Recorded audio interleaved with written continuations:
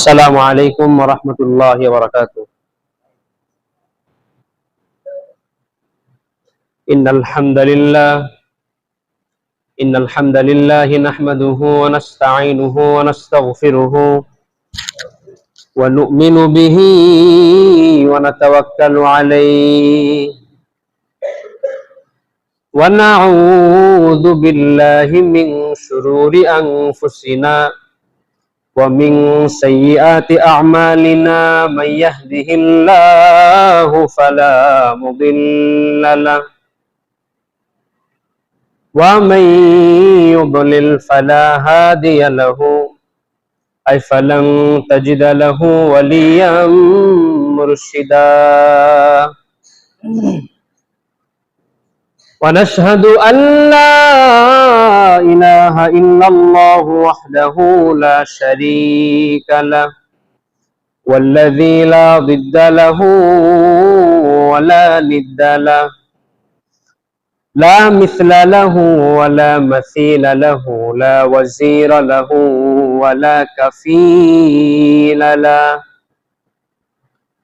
لا شبه له ولا شبيه له، لا ولد له ولا والد له، وهو الواحد الفرد الصمد، لم يلد ولم يولد ولم يكن له كفوا أحد.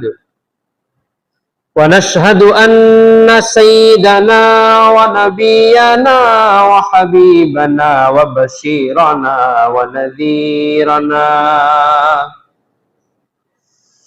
وطبيبنا وطبيب أرواحنا وحبيبنا وحبيب ربنا محمدا عبد الله ورسوله،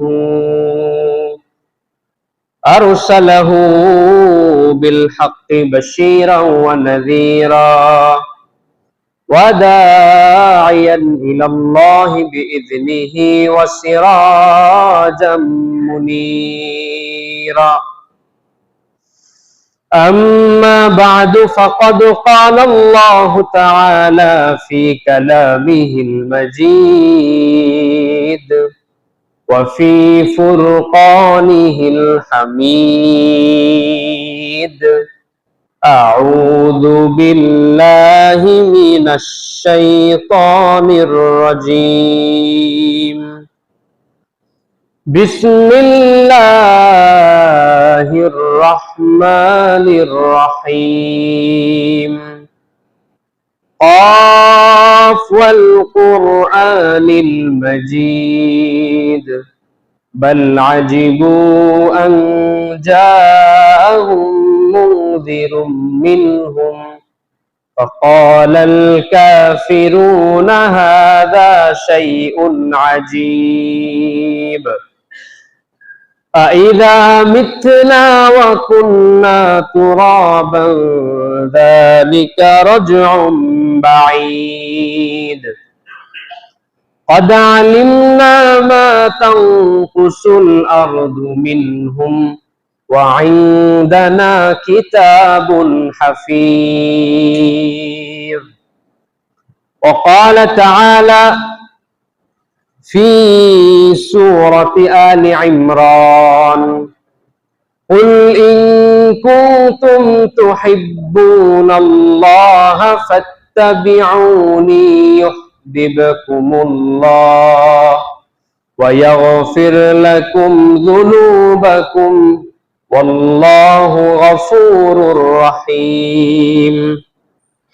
وقال تعالى في شأن رسول الله صلى الله عليه وسلم: إن الله وملائكته يصلون على النبي يا أيها الذين آمنوا صلوا عليه وسلموا تسليما। সকলে আমার সাথে পড়বেন: اللهم صل على محمد وعلى آل محمد كما صليت على إبراهيم وعلى آل إبراهيم ইন্নাকা হামিদুম মাজিদ। আল্লাহুম্মা বারিক আলা মুহাম্মাদ ওয়া আলা আলি মুহাম্মাদ কামা বারাকতা আলা ইব্রাহিম ওয়া আলা আলি ইব্রাহিম ইন্নাকা হামিদুম মাজিদ। আউযু বিল্লাহি মিনাশ শাইতানির রাজীম। বিতাড়িত মুরতাদ শয়তান থেকে আল্লাহ তাআলার কাছে আশ্রয় প্রার্থনা করছি। বিসমিল্লাহির রহমানির রহিম। পরম করুণাময় অসীম দয়ালু আল্লাহ তাআলার নামে শুরু করছি। আমরা শুরুতেই শুকরিয়া আদায় করে নিচ্ছি শুধুমাত্র কেবলমাত্র একমাত্র বিশ্ব পালনকর্তা আল্লাহ রাব্বুল আলামিনের জন্য। আমরা সকলেই উচ্চ আওয়াজ দিয়ে আল্লাহর জন্য পড়ে নিচ্ছি কালিমাতুশ শুকুর। সকলে পড়ছি আলহামদুলিল্লাহ। আর একটু জোরে পড়েন আলহামদুলিল্লাহ। এরপরে আমরা দুরূদ ও সালাম পেশ করছি মানবতার মুক্তির দূত বিশ্বনবী মুহাম্মদুর রাসূলুল্লাহ, সকলে পড়ছি সাল্লাল্লাহু আলাইহি ওয়াসাল্লামের প্রতি। আমরা আবারও পড়ছি আল্লাহুম্মা সাল্লি আলাইহি আল্লাহুম্মা বারিক আলাইহি। সম্মানিত উপস্থিতি, প্রথমে একটা কথা বলে নি, সেটা হচ্ছে যে দয়া করে কেউ ঘুমাবেন না, দয়া করে কেউ ঘুমাবেন না। যদি কারো ঘুম আসে প্রয়োজনে জায়গাটা পরিবর্তন করে বসবেন, অথবা পাশের লোক তাকে একটু ঠেকা দিবেন যাতে ঘুমটা না আসে, ঠিক আছে? আর আমার সঙ্গে সঙ্গে আপনারা কি বুঝলেন আমার থেকে, আমি আপনাদেরকে আমার এই বক্তব্য বুঝাতে পারলাম কিনা, এটার জন্য আমার সাথে সাথে অ্যাজ এ ক্লাসের মতো মনে করে আপনাদেরকে উত্তর করতে হবে। আমি যখন প্রশ্ন করব তখন উত্তর করতে হবে। শিক্ষক যখন ক্লাসে উত্তর করে তখন ছাত্ররা কি মুখ বুজে বসে থাকে না উত্তর দেয়? উত্তর দেয় তো নাকি? তো এটা হচ্ছে একটা ক্লাসের মতো। এই যে প্রতি শুক্রবার আমরা জুম্মার নামাজ পড়ছি, মানুষরা কি শিখলো, কি অ্যাচিভ করতে পারলো, এটা আমাদের ইমামদের কর্তব্য। এটা ইমামদের কর্তব্য যে মানুষরা কি শিখতে পারলো, এটা আমাদের কর্তব্য। সুতরাং আসেন, কেউ ঘুমাবেন না, আর আমার সঙ্গে সঙ্গে উত্তর করবেন। বক্তা এবং শ্রোতার এটা হবে টু কানেক্টিভিটি উইথ অডিয়েন্স। এই যে শ্রোতা যে আছেন এবং যে স্পিকার আছে কথা বলছে, তার সঙ্গে কানেক্টিভিটি থাকবে। একবার এক্সপ্লেনেশনের দরকার নাই, সামান্য টাচ দিলে পারে শ্রোতা যেন বুঝতে পারে। কথা ক্লিয়ার? সুতরাং আসেন, কেউ ঘুমাবেন না। আমি আপনাদের সামনে সূরা আলে ইমরান থেকে একটা আয়াত তেলাওয়াত করেছি। এই আয়াতের আলোকে কিছু কথা রাখবো ইনশাআল্লাহ। আমা তাওফীকি ইল্লা বিল্লাহ, আলাইহি তাওয়াক্কালতু ওয়া ইলাইহি উনীব। সকলে পড়েন আল্লাহুম্মা আমিন। আল্লাহ তাআলা বলছেন, ভালো করে কান লাগায় শুনবেন। আল্লাহ বলছেন, কুল ইন কুনতুম তুহিব্বুনাল্লাহ ফাত্তাবিউনি ইউহিব্বুকুমুল্লাহ ওয়া ইয়াগফির লাকুম যুনুবাকুম ওয়াল্লাহু গফুরুর রহিম। আল্লাহ বললেন বিশ্বনবী মুহাম্মদ রাসূলুল্লাহ সাল্লাল্লাহু আলাইহি ওয়াসাল্লাম, আল্লাহ বিশ্বনবীকে বললেন, ও নবী, কুল, আপনি বলে দেন, ইন কুনতুম তুহিব্বুনাল্লাহ, তোমরা যদি আল্লাহ তাআলাকে ভালোবাসতে চাও। আল্লাহ তাআলাকে ভালোবাসতে হবে না, আল্লাহ তাআলার ভালোবাসা তোমরা যদি পেতে চাও, বিশ্বনবীকে আল্লাহ বলছেন যে তোমরা যদি বান্দারা, ইমানদাররা, মুমিনরা যদি আল্লাহ তাআলা ভালোবাসা পেতে চাই, তাহলে ইন কুনতুম তুহিব্বুনাল্লাহ ফাত্তাবিউনি, তাহলে বিশ্বনবী আপনি বলে দেন যে নবী, আপনাকে যেন তারা স্মরণ করে। বিশ্বনবী বলছেন ইত্তাবিউনি, তোমরা আমাকে স্মরণ করো।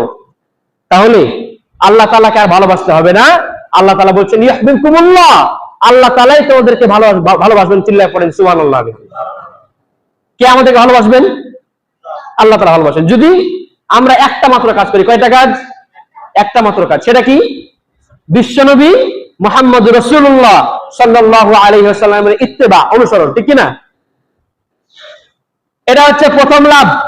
যদি বিশ্বনবী অনুসরণ করি তাহলে এক নাম্বার লাভ হচ্ছে আল্লাহ তাআলা আমাদেরকে ভালোবাসবেন। দুই নাম্বার লাভ হচ্ছে ওয়া ইয়াগফির লাকুম যুনুবাকুম, আল্লাহ তাআলা আমাদের সমস্ত গুনাহগুলো ক্ষমা করে দিবেন। সুবহানাল্লাহ। আল্লাহ তাআলা আমাদের সমস্ত গুনাহগুলো ক্ষমা করে দিবেন। আচ্ছা, এখন আমার সাথে আপনারা বলেন তো, বিশ্বনবী মুহাম্মদ রাসূলুল্লাহ সাল্লাল্লাহু আলাইহি ওয়াসাল্লামকে যদি আমরা বাদ দিয়ে দেই, তাহলে ইসলামের কোনো কিছু বাকি থাকে কি আর? বিশ্বনবীকে বাদ তো কোরআন বাদ, ঠিক কি না? বিশ্বনবী বাদ তো হাদিস বাদ, বিশ্বনবী বাদ তো ইসলাম বাদ, ঠিক কি না? তার মানে আপনাদেরকে বুঝতে হবে, আমাদেরকে বুঝতে হবে এই কথাটা, শুধুমাত্র একটা কাজ, ওই নবীকে যদি আমরা বাদ দেই তাহলে সবকিছু বাদ হয়ে যাবে। কারণ বিশ্বনবীর মাধ্যম দিয়ে আল্লাহ কোরআন নাজিল করেছেন, বিশ্বনবীর সুন্নাহ অনুযায়ী আমাদের জীবন আমল করতে হবে। বিশ্বনবীকে যদি বাদ দেয় তাহলে কোরআন বাদ, বিশ্বনবীকে বাদ দিলে হাদিস বাদ, তাহলে আর ইসলামে কিছু থাকে কি? কিছু থাকবে না, সবকিছু বাদ হয়ে যাবে, ইসলামটাই পুরো বাদ হয়ে যাবে। ওই নবী এমন নবী যে নবী আঙ্গুল আকাশের দিকে উঁচু করেছেন, আকাশের চাঁদ পর্যন্ত দ্বিখণ্ডিত হয়ে গেছে, সুবহানাল্লাহ। ওই নবী এমন নবী জমিন থেকে পা উঁচু করেছেন, ওই পা রব্বুল আলামিনের আরশে আজিম পর্যন্ত পৌঁছে গেছে, সুবহানাল্লাহ। এমন নবী, তিনি এমন নবী জিবরাইল আলাইহিস সালাতু ওয়াস সালাম আল্লাহ তাআলা আরশ পর্যন্ত পৌঁছতে পারেন নাই, যেই কাজটা কোনো প্লেন ছাড়াই, রকেট ছাড়াই বিশ্বনবী মুহাম্মদ রাসূলুল্লাহ সাল্লাল্লাহু আলাইহি ওয়াসাল্লাম তিনি আল্লাহর সাথে গিয়ে আরশে আজিমে দেখা করেছেন। চিল্লায়ে পড়েন আল্লাহু আকবার। সুতরাং আমাদেরকে বুঝতে হবে একটা মাত্র কাজ। কয়টা কাজ? বিশ্বনবী অনুসরণ। আপনি যদি নবীকে অনুসরণ করেন তাহলে এর মধ্যে কোরআন আসবে, এর মধ্যে ইসলাম আসবে, এর মধ্যে সুন্নাহ আসবে, এর মধ্যে হাদিস আসবে, এর মধ্যে ইজমা আসবে, এর মধ্যে আপনার কিয়াস, সবকিছু ইসলামের, সবকিছু, অল অফ দেম, সবকিছু ইসলামের এই একমাত্র বিশ্বনবী মুহাম্মদ রাসূলুল্লাহ সাল্লাল্লাহু আলাইহি ওয়াসাল্লামের অনুসরণের মধ্যেই চলে আসবে, ঠিক কি না? এজন্য আল্লাহ বললেন, লাকাদ কানা লাকুম ফি রাসূলিল্লাহি উসওয়াতুন হাসানাতুন লিমান কানা ইয়ারজুল্লাহ ওয়াল ইয়াউমাল আখির ওয়া যাকারাল্লাহা কাসীরা। আল্লাহ বললেন, ও ঈমানদাররা, তোমরা যারা আল্লাহর প্রতি ঈমান এনেছো, তোমরা যারা আল্লাহকে বিশ্বাস করো আর যারা কিয়ামতকে বিশ্বাস করো, তোমাদের জন্য সর্বোত্তম এবং সর্বশ্রেষ্ঠ আদর্শ আমি আল্লাহ বিশ্বনবী মুহাম্মদুর রাসূলুল্লাহ সাল্লাল্লাহু আলাইহি ওয়াসাল্লামের মধ্যে দিয়ে দিলাম। আমাদের মডেল কে? বিশ্বনবী, ঠিক না? আমাদের মডেল শাহরুখ খান নয়, আমাদের মডেল সালমান খান নয়, আমাদের মডেল বাংলাদেশের সাকিব আল হাসান নয়, আমাদের মডেল অন্য আর কেউ নয়। এমনকি আপনি ইসলামিক বক্তাগুলোরও মডেল করতে পারবেন না। একমাত্র মডেল হবে বিশ্বনবী মুহাম্মদ রাসূলুল্লাহ সাল্লাল্লাহু আলাইহি ওয়াসাল্লাম এবং তার সাহাবীগণ, তার সুপারস্টাররা, যাদের কথা বিশ্বনবী বলেছেন আসহাবি কান নুজুম, আমার সাহাবীরা একটা সুপারস্টার। আর নুজুম মানে তারকা, আর তারকার ইংরেজি কি? সুপারস্টার, ঠিক কি না? বিশ্বনবী বলেছেন আলাইকুম বিসুন্নতি ওয়া সুন্নাতিল খুলাফাইর রাশিদিন আল মাহদিন তামাসসাকু বিহা আদ্দু আলাইহা বিন নওয়াজিব। ও আমার উম্মতেরা, আমার সুন্নাত ধরবা, আর আমার চার খলিফা, আমার সর্বশ্রেষ্ঠ চার খলিফার সুন্নাত ধরবা। কেমনে ধরবা? চার খলিফাকে এখন আমরা জেনে আসেন। আবু বকর ফিল জান্নাহ, ওমর ফিল জান্নাহ, ওসমান ফিল জান্নাহ, আলী ফিল জান্নাহ। এই চারজনের কথা বিশ্বনবী বলেছেন আলাইকুম বিসুন্নতি, আমার সুন্নাত ধরবা, আর ওয়া সুন্নাতিল খুলাফাইর রাশিদিন আল মাহদিয়িন, আমার যে চার খলিফা আছে ওই চার খলিফার সুন্নাত ধরবা। কেমনে ধরবা? আদ্দু আলাইহা বিন নওয়াজিদ তামাসসাকু বিহা আদ্দু আলাইহা বিন নওয়াজিদ। আপনারা কি ইক্ষু চেনেন? ইক্ষু নাকি আখ না কুশার? কি বলে? কুশার বলে না আখ বলে না ইক্ষু বলে? কোনটা বলে বলেন? কুশার বলে, সবই বলে, সবগুলোই বলে, তাই না? তো এই আখ বা কুশার যখন আমরা ভাঙ্গি তখন কোন দাঁত দিয়ে ভাঙ্গি? সামনের দাঁত দিয়ে না চাপার দাঁত দিয়ে ভাঙ্গি? এটা ভাঙ্গি না? এই চাপার দাঁত দিয়ে যখন ভাঙ্গি তখন সেটা শক্ত করে ভাঙ্গ হয়। এই দাঁত দিয়ে ভাঙতে গেলে তো আপনার দাঁত শেষ, তাই না? তো বিশ্বনবী মুহাম্মদ রাসূলুল্লাহ বললেন আদ্দু আলাইহা বিন নওয়াজিদ, চাপার দাঁত দিয়ে যেমন কুশার ধরা হয়, কুশার ধরা হয়, তেমন করে আমার সুন্নাতকে আঁকড়ে ধরো। চিল্লায় পড়েন সুবহানাল্লাহ বিহামদিহি। এজন্য আমাদেরকে বিশ্বনবীর সুন্নাতকে আঁকড়ে ধরতে হবে। একটাই মাত্র কাজ, বিশ্বনবীর সুন্নাতকে যদি আপনি আঁকড়ে ধরেন তাহলে এর মধ্যে কোরআন আসবে, এর মধ্যে হাদিস আসবে, এর মধ্যে পুরো ইসলামটা চলে আসবে। আর যদি বিশ্বনবীকে বাদ দিয়ে দেন তাহলে সবকিছুই বাদ, ঠিক কিনা? আবার আল্লাহ তাআলা বললেন সূরা হাসরের মধ্যে, ওয়ামা আতাকুমুর রাসূলু ফাখুযুহু ওয়ামা নাহাকুম আনহু ফান্তাহু ওয়াত্তাকুল্লাহ ইন্নাল্লাহা শাদীদুল ইকাব। আল্লাহ বললেন ওয়ামা আতাকুমুর রাসূলু ফাখুযু, নবী তোমাদেরকে যা দিয়েছেন সেটা ধরো। আর ওয়ামা আতাকুমুর রাসূলু ফাখুযু ওয়ামা নাহাকুম আনহু ফান্তাহু, বিশ্বনবী মুহাম্মদ রাসূলুল্লাহ তোমাদেরকে যেটা থেকে নিষেধ করেছেন সেটা ছাড়ো, সেটা বর্জন করো। আর ওয়াত্তাকুল্লাহ, আল্লাহকে ভয় করো। তার মানে নবী আমাদেরকে যে আদর্শ দিয়েছেন সে আদর্শ আমাদেরকে ধরতে হবে। নবী আমাদেরকে যেটা থেকে নিষেধ করেছেন সে আদর্শ, সেই কাজ আমাদেরকে ত্যাগ করতে হবে, ঠিক না? আমরা যদি মুমিন বলে পরিচয় দিই তাহলে আমাদেরকে এটা অবশ্যই করতে হবে। আবার ওমা ইয়ানতিকু আনিল হাওয়া, সূরা নাজের মধ্যে আল্লাহ বলেছেন ওমা ইয়ানতিকু আনিল হাওয়া ইন হুয়া ইল্লা ওয়াহয়ুন ইউহা। বিশ্বনবী নিজের মন গড়া কিছু বলেন না, যা বলেন কার পক্ষ থেকে বলেন? কার পক্ষ থেকে বলেন? আল্লাহর পক্ষ থেকে বলেন। একটা হেডকোয়ার্টার থেকে এই কথাগুলো আসে, তিনি নিজে কিছু বানিয়ে বলেন নাই, যা বলেছেন সবকিছু একমাত্র আল্লাহ তাআলা হেডকোয়ার্টার থেকে এসেছে। ইয়া কওমি আবুদুল্লাহ মা লাকুম মিন ইলাহিন গায়রু, নবীরা যা বলেছেন, যে তাওহীদের দাওয়াত দিয়েছেন, যা করতে বলেছেন সবগুলো একটা হেডকোয়ার্টার থেকে এসেছে। সেই হেডকোয়ার্টার নাম কি? আল্লাহ তাআলা হেডকোয়ার্টার থেকে। সুতরাং আমাদেরকে এটা বুঝতে হবে। সুন্নাত আমরা পালন করি না, অথচ বিশ্বনবী মুহাম্মদ রাসূলুল্লাহ সাল্লাল্লাহু আলাইহি ওয়াসাল্লাম বলছেন মান আহইয়া সুন্নতি ফাকাদ আহাব্বানি ওয়া মান আহাব্বানি কানা মাই ফিল জান্নাহ। যে ব্যক্তি আমার সুন্নাতকে জীবিত রাখলো, কি রাখলো? আমার সুন্নাতকে জিন্দা করে রাখলো, জীবিত করে রাখলো, সে আমাকে ভালোবাসলো। আর ওয়া মান আহাব্বানি কানা মাই ফিল জান্নাহ, আমাকে যে ভালোবাসলো সে ব্যক্তি আমার সাথে জান্নাতের মধ্যে থাকবে। চিল্লায় পড়েন সুবহানাল্লাহ বিহামদিহি। এর চাইতে সুসংবাদ, এর চাইতে আর কোন সত্য এবং উত্তম খবর আমরা কি আর পাই? যে ব্যক্তি আল্লাহ রাসূলের সুন্নাতকে জীবিত রাখবে, তার সুন্নাত অনুযায়ী আমল করবে। শুধু 12ই রবিউল আউয়াল বিশ্বনবীর জন্মদিন, আমরা শুধু রুটি হালুয়া খেয়ে নিলাম আর বিশ্বনবীর ভালোবাসা অন্তরে তৈরি করলাম, এটার নাম নয়। বিশ্বনবীর জন্মদিন পালন করে একটা দল 12ই রবিউল আউয়াল, আছে না নাই? এই 12ই রবিউল আউয়াল রাস্তাঘাটে সারাক্ষণ মিছিল করে বেড়ায় আর 12ই রবিউল আউয়াল পালন করে বেড়ায় আর বলে আমরা বিশ্বনবীকে ভালোবাসি। আসলে কি ভালোবাসা? ওদের জোহর নামাজ কই, আসরের নামাজ কই, মাগরিবের নামাজ কই? সারাদিন মিছিল করে বেড়ায় রাস্তার মধ্যে, আর জোহর নাই, ফজর নাই, আসর নাই, মাগরিব নাই, কিচ্ছু নাই, খালি ওই মিছিল করে বলে নাকি ভালোবাসি। এই ভালোবাসাতে কোনো কাজ হবে? আপনি যদি ভালোবাসতে চান তাহলে আপনাকে একটা কাজ করতে হবে। বিশ্বনবীকে জিজ্ঞেস করা হলো, নবী আপনি সোমবারের দিন কেন রোজা রাখেন? বিশ্বনবী বললেন ফিহি উলিদতু, কারণ আমি এই দিনে জন্মগ্রহণ করেছি তাই রোজা রাখি। এখন আপনি যদি ভালোবাসা প্রমাণ করতে চান তাহলে আপনাকে 12ই রবিউল আউয়ালের দিন আপনাকে সিয়াম পালন করতে হবে, তাহলে বিশ্বনবী ভালোবাসা প্রমাণ পাবে, ঠিক না? আপনি সিয়াম পালন করেন, রোজা রাখেন ওই দিন, তাহলে বুঝতে পারবে আপনি বিশ্বনবীকে কতটা ভালোবাসেন। কিন্তু আপনি যদি খালি সারাক্ষণ মিছিল করেই বেড়ান আর রুটি হালুয়া খেয়ে বেড়ান, তাহলে এটা দিয়ে ভালোবাসা কখনো প্রমাণ হয় না। এই জন্য ভালোবাসতে হবে আমল দিয়ে, ভালোবাসতে হবে নিজের কাজ দিয়ে, নিজের কাজ যেগুলো করব সেগুলো দিয়ে ভালোবাসা হতে হবে। ভালোবাসা শুধু অন্তর দিয়ে মুখ দিয়ে বললেন ভালোবাসি, এটা না ভালোবাসা নয়। কাজ দিয়ে ভালোবাসতে হবে। আপনি একটা চাকর রেখেছেন, কাজ করার জন্য, বা একটা আপনাদের কি বলে, একটা লোক রেখেছেন, চাকরি বলে, একটা লোক রেখেছেন কাজ করার জন্য। এখন সে এসে আপনি তাকে বলছেন যে বেটা যা তো একটু গরুটা মাঠে দিয়ে, তো মাঠে একটু গরুটা ডাক দিয়ে, আপনি বললেন তাকে। এখন সে আপনার নাম করছে, মালিক আপনি খুব ভালো। আপনি বললেন ঠিক আছে আমি ভালো বুঝলাম, তুই যা মাঠে গরুটা দিয়ে। তো মালিক আপনি খুব সুন্দর। আবার আপনি বললেন যা বুঝলাম আমি সুন্দর, তুই মাঠে গরুটাকে দিয়ে। আবার বলছে মালিক আপনি অনেক দয়ালু। এখন ওই চাকরের জন্য মায়ের ছাড়া কি আর কিছু বাকি আছে? আপনি কি ওই চাকরকে ডাকবেন না ওকে তাড়াবেন? বলেন তো, ওকে তাড়াবেন না আপনি?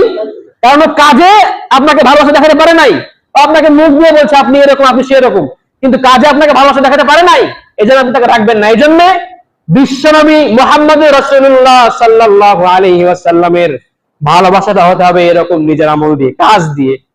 আপনি অন্তর দিয়ে মুখ দিয়ে বলবেন ভালোবাসি, এটা নাম ভালোবাসা নয়, এটা নাম ভালোবাসা নয়। আমরা ভালোবাসা দূরের কথা, আমরা ইহুদিবাদী কালচার, হিন্দুদের কালচার, খ্রিস্টানদের কালচার আমাদের সমাজে আজকে আছে না নাই? এগুলো নিয়ে আসেন কিছু বলি। আজকে আমাদের সমাজে কেমন ভালোবাসা বিশ্বনবীকে, ইসলামকে কতটা প্রায়োরিটি দেয়, এটা একমাত্র বোঝা যায় বিয়ের সময় আসলে, আসে না? এঙ্গেজমেন্ট আপনাদের এলাকায় আছে না নাই? আছে, এঙ্গেজমেন্ট করছে। এই যে গত সপ্তাহে আমাদের এলাকায় এঙ্গেজমেন্ট হলো, আপনার দিকে হয়তো নাই নাকি। 6 মাস পরে নাকি বিয়ে। আর এঙ্গেজমেন্টের রিং পরিয়ে দিয়ে চলে গেল। এঙ্গেজমেন্টের রিং পরিয়ে দিয়ে চলে গেল, 6 মাস পরে নাকি বিয়ে। এটা আদৌ কি কোনো মেন্টালিটি, সাধারণ মস্তিষ্ক মানুষের কোন মেন্টালিটি কি এরকম হওয়া উচিত? আপনি 1 সপ্তাহ আগে 2 দিন আগে গিয়ে পড়ে আসলেন, ভালো কথা। মানে বাইনা যেরকম করে না, বাইনা, মেয়েটাকেও মনে হচ্ছে বিয়ের জন্য এরকম বাইনা করবো। আচ্ছা বলেন তো, ওই 6 মাসে মেয়েটার মন পাল্টাতে পারে কি পারে না? ছেলেটার মন পাল্টাতে পারে কি পারে না? পাল্টাতে পারে। তখন তো আপনার তার সাথে বিয়েটা হবে না। তখন মানুষজন কি বলবে? বলবে যে নিশ্চয়ই কোনো কেলেঙ্কারি ছিল, এই জন্য বিয়েটা হলো না। মেয়েটার জীবন নষ্ট কি নষ্ট না? খুব ঝামেলা হবে, তাই না, পরে বিয়ে হতে। এই জন্য এই সমস্ত এঙ্গেজমেন্ট খ্রিস্টানদের রীতি, এটা কোথায় পেয়েছেন? এটাকে বাদ করে দেন, নিকাহ করেন, নিকাহ, কোনো কথা নাই। একদিন গিয়ে দেখবো, পরের দিন মেয়ে নিয়ে বাড়িতে আসবো। আজকে সমাজে মেয়েকে দেখানো হয় 1 বার নয়, 2 বার নয়, 3-4 বার। মেয়েটা কি মনে করে? মেয়েটা কি সস্তা পেয়েছেন আপনারা? আমাদের সময় যারা সমস্ত কাজ করে তাদেরকে বলছি, কি সস্তা পেয়েছেন মেয়েটাকে? একটা মেয়ে আপনার সামনে একবার ভাইরা দেখতে যাবে, একবার বোনরা যাবে, একবার বন্ধুরা যাবে, একবার জামাই যাবে, একবার যায় বাবা মা, কয়বার যাবেন? মেয়েটা সস্তা? আপনি তো জামাই, আপনাকে তো কেউ একবার দেখতে আসবে। আপনার ওই চেহারা স্রোত তো এরকম না। আর আপনি মেয়েটার বারবার গিয়ে আপনি মেয়েটা সব চেক করে আসছেন, বারবার মেয়েটাকে দেখতে যাচ্ছেন।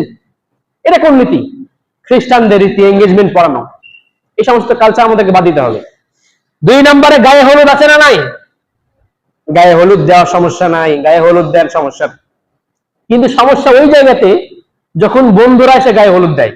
সমস্যা ওই জায়গাতে যখন পাড়ার বান্ধবীরা এসে তাকে হলুদ মাখায়, গালে, হাতে, পায়ে, মুখে। আশ্চর্য লাগে। শুধুমাত্র খালা, মা, এই 2-1 জন যাদের কথা আছে, নিজের খুব কাছের ক্লোজ, এরা ছাড়া অন্য কেউ গায়ে হলুদ দিতে পারবে না, পারবে না, পারবে না। গায়ে হলুদ দেয় বন্ধু বান্ধব এসে, গায়ে হলুদ দেয় অনেক সময় ছেলে মানুষ, ছেলে বাড়ির লোক এসে, আসে না নাই, গায়ে হলুদ দিয়ে যায়। কেন? এটা কোন নীতি, কোন কালচার, কোন অ্যাপ্রোচ আপনি এটা ধরেছেন? এই অ্যাপ্রোচটা আমাদের সমাজ থেকে দূর করতে হবে। এগুলো হচ্ছে বিদাত রীতি, এগুলো আমাদের সমাজে, এগুলো বিশ্বের মধ্যে পড়ে না। এরপর আছে যৌতুক। যৌতুক আছে না নাই? আছে।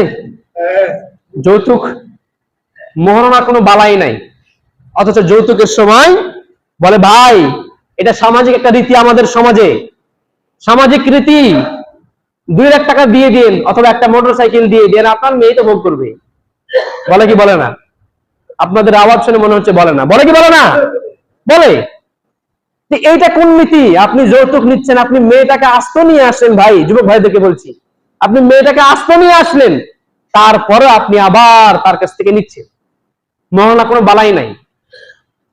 এই যৌতুক নেওয়া হারাম।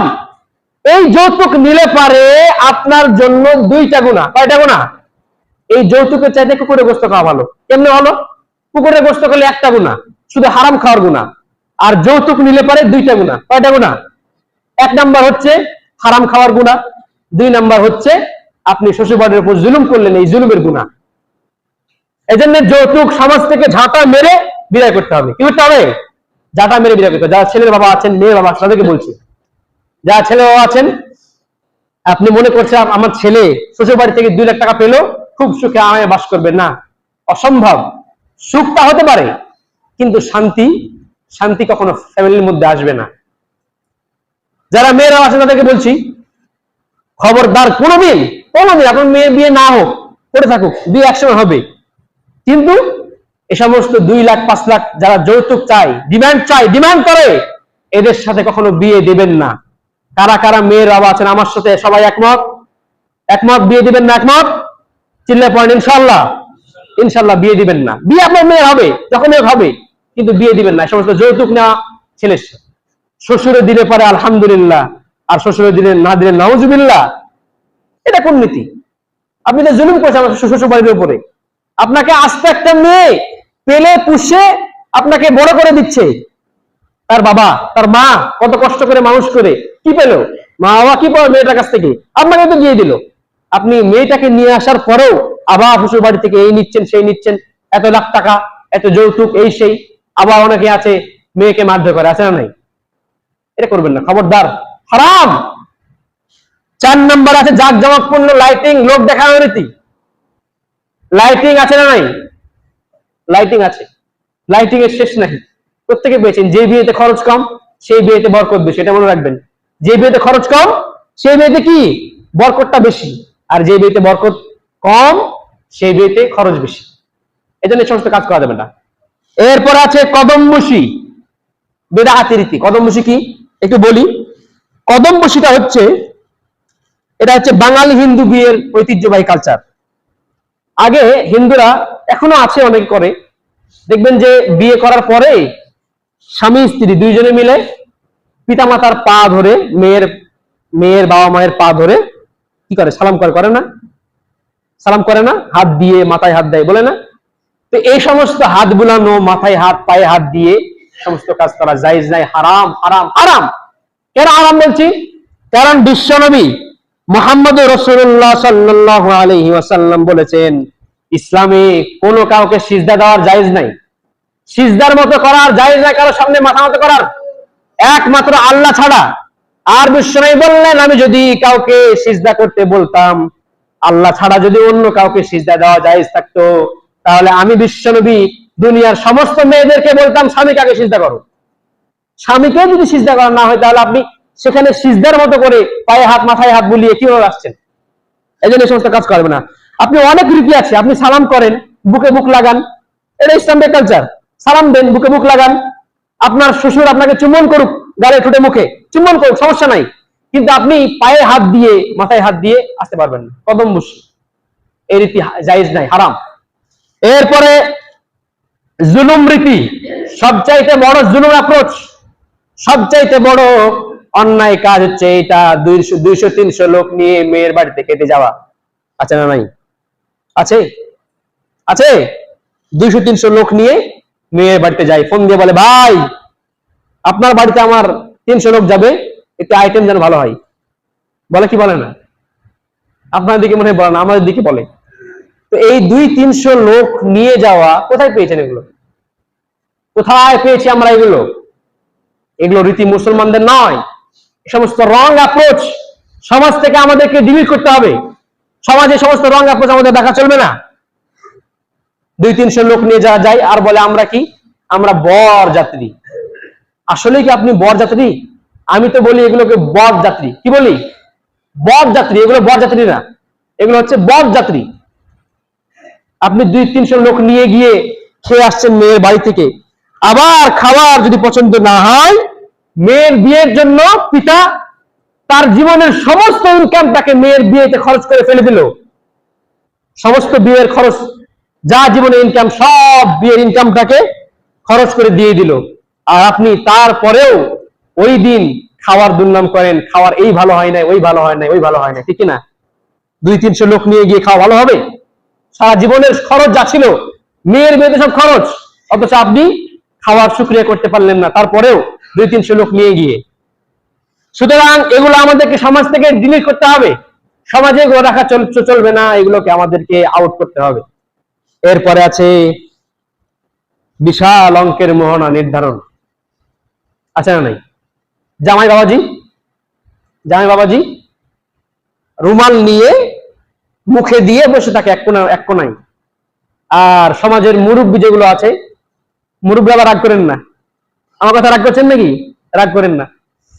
সমাজের মুরব্বী যেগুলো আছে, এরা বিশাল অঙ্কের মোহনা নির্ধারণ করে, বলে 2,05,001 টাকা মোহনা নির্ধারণ হলো, 1,07,001 টাকা। 1 টাকা কিন্তু রাখতেই হবে, বিজয় কিন্তু রাখতেই হবে, তাই বলে না? আর ছেলেটার উপরে জুলুম করলো। ওই ছেলেটা তখন আর বিয়ে ঠিক মতো মোহনা আদায় করতে পারে না, আর মেয়ের বাড়ি থেকে কিচ্ছু বলে না। আদায় করলে করুক, না করলে না করুক, 1 লাখ 2 লাখ টাকা মোহনা ঠিক মতো আদায় করে না, কারণ ওই যে মোহনা বেশি নির্ধারণ করেছে। আর জামাই বাবাই চুপ করে এক কোণের মধ্যে বসে থাকে।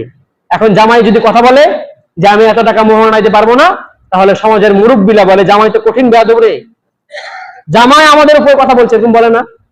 আচ্ছা মুরব্বী, আপনাকে আমি বলি, বিয়েটাকে আপনি করছেন না ওই যুবক করছে? কথা বলে না। বিয়েটা আপনি করছেন না যুবক করছে? যুবক করছে, জামাই করছে। তো মোহরানা আপনি দিবেন না জামাই দিবে? জামাই দিবে। তো মোহরানা নির্ধারণ করবে কে? আপনি কেন অন্যের পার্সোনাল ম্যাটারে ইন্টারফেয়ার করবেন? কেন আপনি করবেন এই কাজটা? আপনি কেন সেই ছেলেটা মোহন আপনি তাকে বলেন, আপনার জন্য, আপনার যদি মাথায় বুদ্ধি থাকে, মেয়ে থাকে, আপনি ছেলেটাকে বলবেন, বাবা তুমি বলো তুমি কত টাকা মোহরানা দাও, নগদ দাও, তুমি যা দিবে নগদ দাও, নগদ মোহরানাতে বিয়ে করো, হালাল বউকে বাড়িতে নিয়ে যাও, নগদ মোহরানা দাও। আপনি তা বলছেন না, আপনি সমাজে ইচ্ছা মতো আপনি মোহরানা নির্ধারণ করলেন না, হারাম, এটা আপনার জন্য উচিত নয়। আপনি ছেলেটাকে বলেন তুমি কত টাকা পারো বলো, 2000, 5000, 10,000, 20,000, 1 লাখ, 50,000, যা পারবা তুমি সবকিছু টাকা নগদ দাও, নগদ দিয়ে বউটাকে হালাল করে বাড়ি তুলে নাও। কিন্তু মোহরানা কোনো বালাই নাই। যখন মেয়ে আছে, যখন তালাক হচ্ছে, ডিভোর্স হচ্ছে, ডিভোর্স, তখন আমরা মোহরানা দিই, ঠিক কিনা? ডিভোর্স হওয়ার সময়তে বলে যে এত টাকা পাওনা ছিল, সেই টাকাটা মোহরানা দেওয়া হয়। আবার অনেকে আছে ছেলেরা, জামাই যারা হবে ভবিষ্যতে যুবক, তাদেরকে বলছি আপনি সমাজের এক কোণে এই গামছা বা রুমাল নিয়ে, মুখে রুমাল নিয়ে বসে থাকবেন না। আপনার কত টাকা মোহরানা আপনার সামর্থ্য অনুযায়ী আপনি নিজে দিবেন। আপনি বলবেন আগে যে আমি এত টাকা মোহরানা দিব, আমি নগদ বিয়ে করব, নগদ বিয়ে করে আমার বাড়িতে হালাল বউ তুলবো। এটা হচ্ছে বিশ্বনবীর সুন্নাহ। সেখানে 1 লাখ 2 লাখ টাকা মোহরানা নির্ধারণ হচ্ছে, নির্ধারণ করার পরে ছেলে আর দিতে পারে না, বাসর ঘরে গিয়ে বউয়ের হাত পাবে খাওয়া যাচ্ছে, দেখো আমি এত টাকা দিতে পারবো না। তো আলেম ওলামা তো বলেছেন যে মোহরানা যদি আদায় না করা পর্যন্ত আমি স্ত্রীকে ছুতে পারবো না। এখন কি করব? মেয়ে বলছে ঠিক আছে ক্ষমা করে দিলাম, ক্ষমা হয়ে গেল। এত সহজ? এত সহজ না। এজন্য এই সমস্ত কালচার, এই সমস্ত রীতি আমাদেরকে সমাজ থেকে দূরে রাখতে হবে। আর একটা কথা বারবার বলছি, দেখেন 200-300 লোক, 50 জন লোক, 100 জন লোক নিয়ে আপনি বিয়ে দিতে নিয়ে যায়েন না, খবরদার। যদি মেয়ের বাড়ির পক্ষের শ্বশুর বা মেয়ে লোকটা চায়, আপনাকে বলে যে হ্যাঁ 100 লোক আপনি নিয়ে আসতে পারেন, সমস্যা নেই, 100 লোক নিয়ে আসেন, তাহলে সেটা ভিন্ন কথা। কিন্তু আপনি আগেই বলছেন যে আমার এত লোক যাবে, এত লোকের খাওয়া আইটেম করেন, ঠিক না? আপনি জুলুম করছেন। আপনি 2-3 জন, 5 জন লোক, 10 জন, খুব বেশি হলে 10 জন লোক নিয়ে যান, মেয়েটাকে আপনি বিয়ে করে বাড়িতে নিয়ে চলে আসেন, ঝামেলা শেষ। কেন আমি 200-300 লোক নিয়ে যাব আর আমার শ্বশুর বাড়ি খাবারের জন্য হবে, জামাই যারা হবে তাদেরকে বলছি, আমি 200-300 লোক নিয়ে যাচ্ছি, বিআইদেরকে বলছি, আমার বিয়ে বাড়ি যাচ্ছে 200-300 লোক, সেখানে গিয়ে খেয়ে আসছে, আবার আমার বিয়ে বাড়ির খাবারের দুর্নাম করছে, আমার শ্বশুর বাড়ি খাবারের দুর্নাম করছে, তাহলে কি এটাকে আদৌ, এটা কি ভালো কাজ? ভালো কাজ নয়।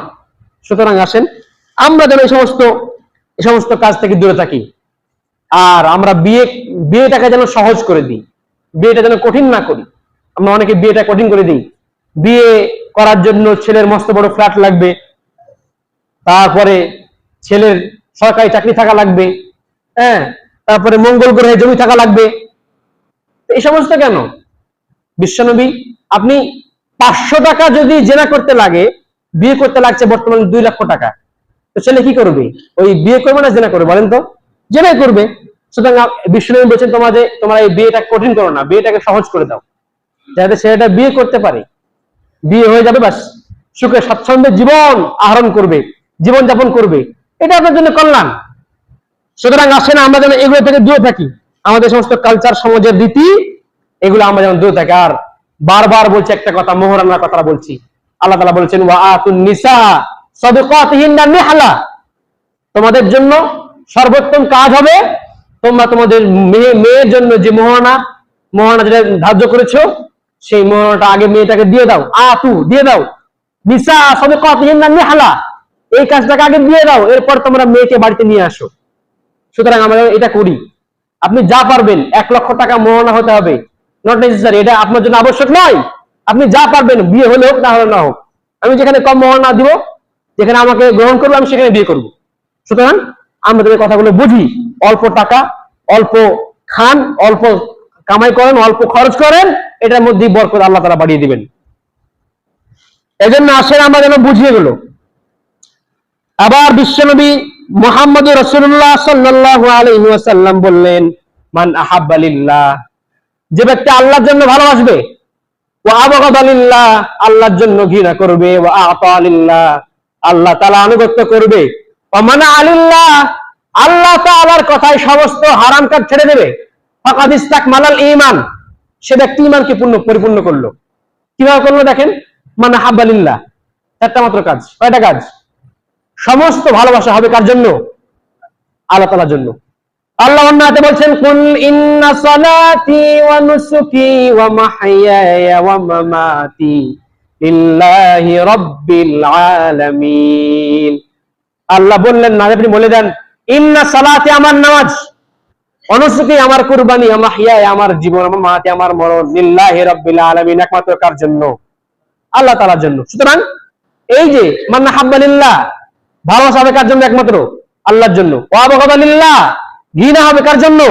আল্লাহ তাআলার জন্য। ওয়া আতা লিল্লাহ, আনুগত্য হবে কার? আল্লাহ তাআলা। ওয়া মানা আলিল্লাহ, যা করতে আল্লাহ নিষেধ করেছেন তা করব না, ফাকাদ ইসতাকমালাল ঈমান, ওই ব্যক্তি ঈমানটাকে পরিপূর্ণ করেছে। চিল্লায়ে পড়েন সুবহানাল্লাহ বিহামদিহি। My opinion, my first priority is Islam. My first priority is Sunnah. My first priority is Rasul sallallahu alaihi wasallam. আল্লাহ তাআলা আপনার বিশ্বনবীর আদর্শ অনুযায়ী করা কাজ ছাড়া অন্য কোনো কাজ কবুল করবেন না। Never ever he will not accept আল্লাহ। আল্লাহ তাআলা ইসলাম ছাড়া, বিশ্বনবী যেভাবে বলেছেন সেভাবে ছাড়া অন্য কোনো কাজ আপনারা কবুল করবেন না। আচ্ছা বলেন তো, এই সুন্নাত নিয়ে আলোচনা করলাম, এই সুন্নাত ছাড়া অন্য কিছু আমাদের আমল কবুল হবে কি? আচ্ছা, আমরা নামাজ যেভাবে পড়ছি, বিশ্বনবী যেভাবে শিখিয়েছেন, সল্লু কামা রাআইতুমুনি উসাল্লি, যেভাবে শিখিয়েছেন, এভাবে ছাড়া অন্য কোনো নামাজ অন্য কোনো হবে কবুল হবে কি? কবুল হবে না। আপনি এই যে আমরা জোহর নামাজ, আজকে জুম্মার নামাজ পড়বো কয় রাকাত? 2 রাকাত পড়বো না? আচ্ছা 2 রাকাত পড়লাম। এখন কেউ যদি মনে করে যে না, আমি সবটা একটু বেশি নিব, আমি পড়বো 4 রাকাত, নামাজ কবুল হবে? কবুল হবে? রমজান মাসের রোজা কয়টা? 30টা। কয়টা? 30টা। এখন আপনি 30টা না, আপনি বলছেন যে আমি করবো 40টা। তো 40টা করলে কি বিশ্বনবীর তরিকায় হলো? ওটা কি আপনার কবুল হবে? সুতরাং আমরা যা করব সবকিছু, সব সুন্নাত, সব ক্যাটাগরি হতে হবে একমাত্র বিশ্বনবী মুহাম্মদ রাসূলুল্লাহ সাল্লাল্লাহু আলাইহি ওয়াসাল্লাম, ঠিক কি না? সুতরাং আসেন আমরা যেন সবকিছু যা করব সবকিছু কার ক্যাটাগরিতে করব? বিশ্বনবী মুহাম্মদ রাসূলুল্লাহ, এবং আল্লাহ তাআলা যা বলেছেন তাই করব। আর যদি আমরা না করি, ইচ্ছা মতো করি, যদি আমরা না করি, ইচ্ছা মতো করি, বিশ্বনবীর সুন্নাতকে যদি ভালো না লাগে, তাহলে বিশ্বনবী বললেন, ইদা লাম তাস্তাহি ফাসনা মা শিতা, যদি লজ্জা না থাকে, শরম যদি না থাকে, হায়া যদি না থাকে, তাহলে যা মন চাই তাই করবা। সত্য, সুন্দর, কল্যাণের পক্ষে যা বললাম, আল্লাহ তাআলা সকলকে আমল করার তৌফিক দান করুন। আমরা সকলে পড়ছি আমিন। যতগুলো কথা বলেছি কোরআন সুন্নাহ আলোকে বলেছি, কোরআন সুন্নাহর বাইরে কিছু বলি নাই। এরপরেও যদি আমার মুখ দিয়ে কোনো মিস ইনফরমেশন বের হয়ে থাকে, তাহলে আল্লাহ তাআলা যেন আমাদের স্মৃতিপট থেকে সেগুলো মুছে দেয়। আমরা সকলে পড়ছি আমিন। সত্য, সুন্দর, কল্যাণ, হকের পক্ষে যা বললাম, আল্লাহ তাআলা প্রথমে আমি মেহরাব হোসেনকে এবং আপনাদের সকলকে কথাগুলো বুঝার এবং আমল করার তৌফিক দান করুন। আমরা সকলে পড়ছি আমিন। ওয়া আখির দাওয়ানা আনিল হামদুলিল্লাহি রাব্বিল আলামিন।